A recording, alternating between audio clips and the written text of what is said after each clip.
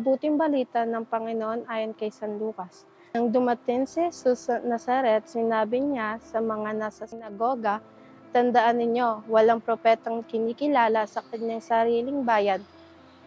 Ngunit sinasabi ko sa inyo, maraming babaeng balo sa Israel.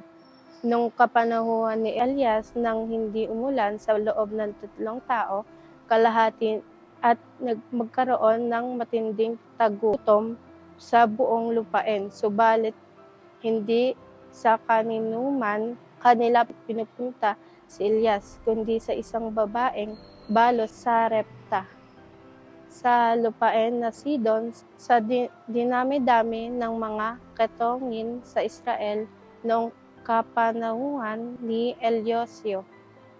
Walang pinapagaling sa isa man sa kanila, Naaman pagtaga-Syria ang pinapagaling at galit na galit ang lahat nasa sinagoga. Nang marinig ito, nagtindigan sila at ipagtabuyan siyang palabas sa tuluktok ng burol na kinakatayuan ng bayan upang ibulid sa bangin, ngunit dumaan siya sa kalagitnaan nila at tumaas.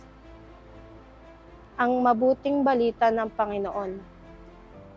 Itinuturo ni Jesus ang biyaya ng Diyos ay para sa lahat, hindi lamang sa iisang bayan o pagkat minsan mahirap tanggapin ang katotohanan, lalo na kung ito ay sumasalugat sa ating paniniwala.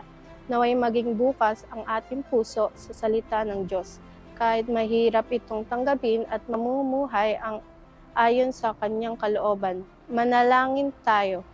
Panginoon, buksan mo ang aking puso upang tanggapin ang iyong katotohanan. Huwag akong maging saragado sa iyong salita. Kahit minsan masakit ito sa aking, tulungan mo ang akong maging makapagkumbaba at handang sumunod sa iyong kalooban. Gamitin mo ang upang ipahayag ang iyong pagmamahal sa lahat.